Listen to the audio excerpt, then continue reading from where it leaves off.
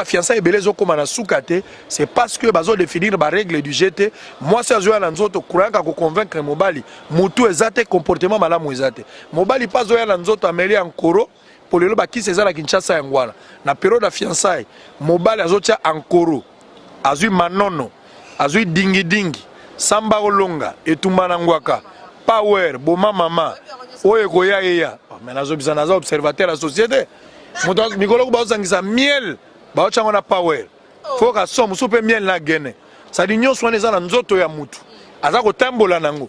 Bopikilika bokundu bwa nzoto. Ako luka mutu nini wa kofuta masumu. Non, non. Ça dit eloko bongo zo sentir benage soki mutu ayina ba charge ya bongo, soki akei.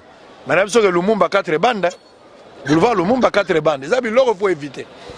Vous comprenez? Si vous avez écouté na mobali ya modèle wana asali ba chantier na jeunesse na jour ya ko zo mobali mususu mobali wana zo na ba série tango bando travailler zo na ba kumoko zo na ba moi ça ko tonda yango te po ça mesana na eloko moko boy.